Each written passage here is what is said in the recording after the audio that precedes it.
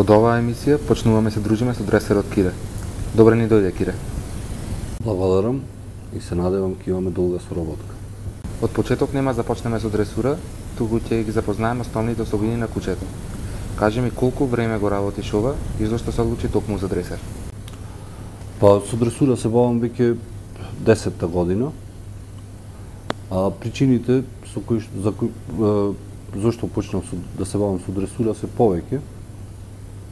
Меѓутоа, можам да речам дека од самиот старт мене повеќе ме интересирало карактерот на кучето и зошто прави нешто како прави, него ли неговиот изглед.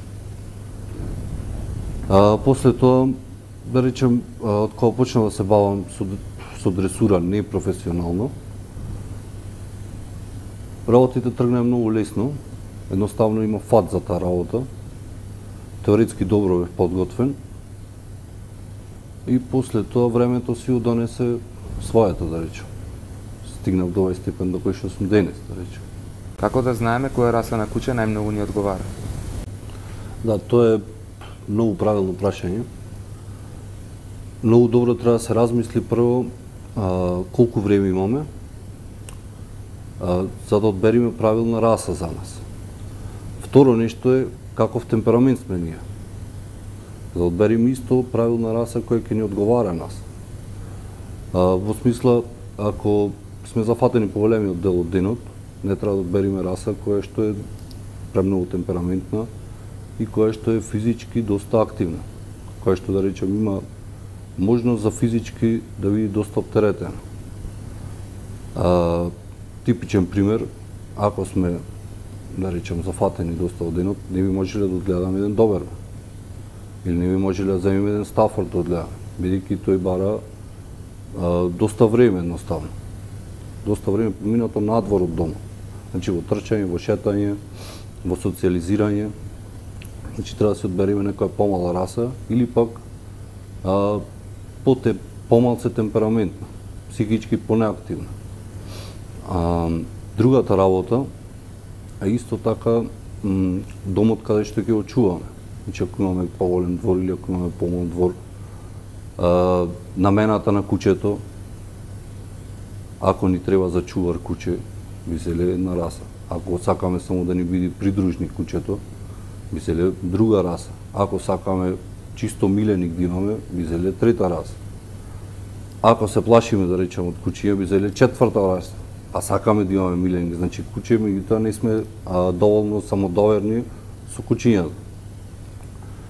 Тоа одма може да го подкрепиме со примери за гледачите, да речем, подобро да сватат.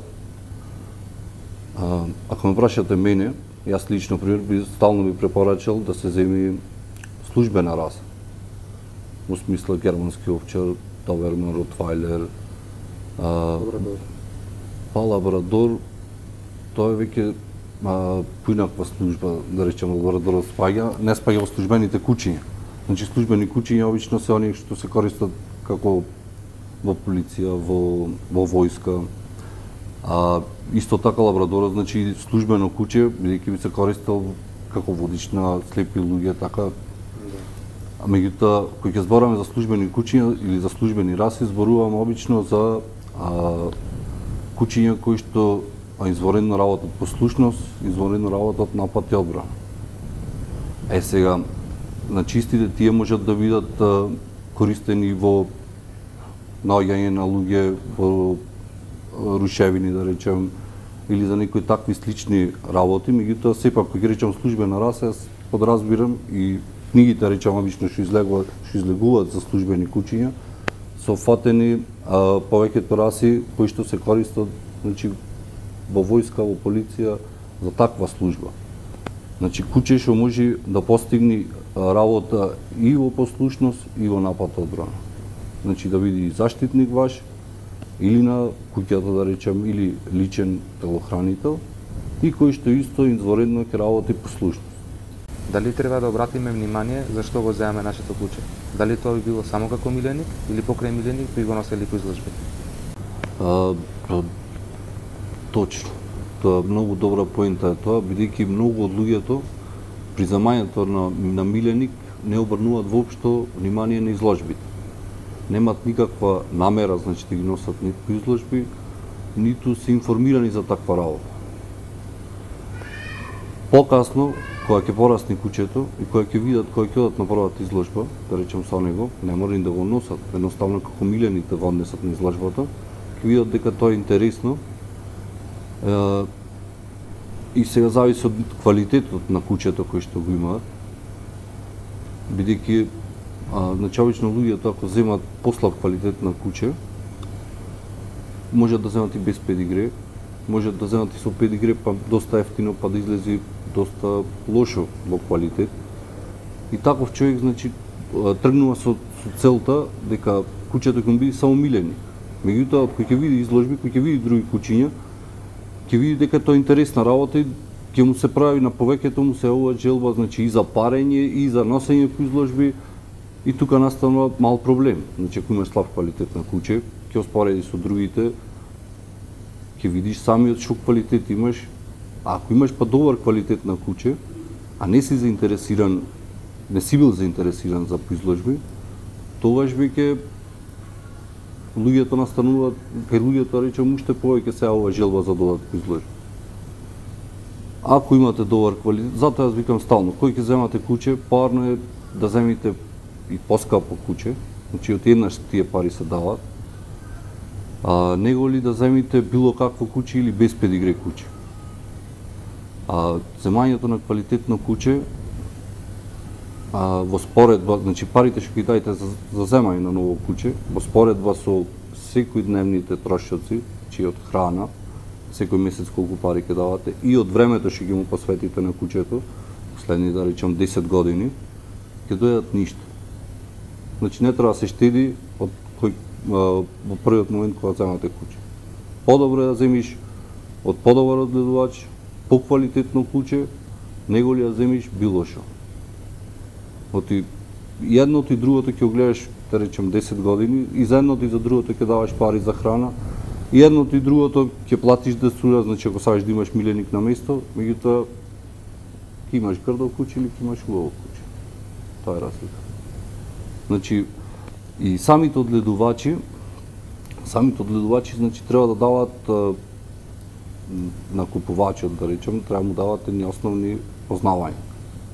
И со расата, и со позитивности, мани, особено карактерни, бидејќи ако земате за миленик, изгледот е и важен и неважен, меѓутоа карактерот е најважен.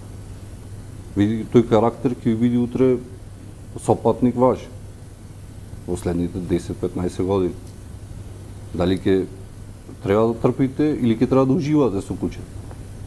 Како да препознаеме кој куче е добар примерок од расата?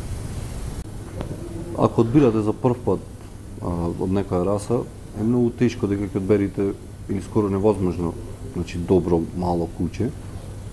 Најдобар начин е да се приготвите дома, читајќи основните карактеристики на расата, гледајќи доста слики и ако имате време можете да посетите доста изложби.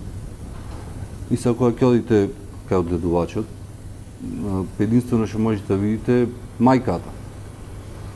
Значи кучката, ако ве бендисва кучката, ако ги има колку што можете вие да видите, речем, се држи во границите на расата или нема некој мани, што пак сепак ќе речем многу тешко за човек што прв пат зема примерок од една раса, што не одгледувал или што не чувал, бидејќи треба време, само толку, значи да се привикни да видиш кај треба да, значи кај е маната или кај има проблем кучето или кај се позитивните особини на кучката. Малото куче е невозможно вие да го одберите, значи дека ќе земите најубавото од леглото, тоа е чиста среќа за вас. Меѓутоа треба да се ориентирате спрема мајката. После тоа, второто е да видите педигрето колку е силно. Значи колку има награди добиено, на колку изложби учествувало, каде учествувало, во смисла дали има меѓународни награди или само се по нашата земја. Тоа е основата.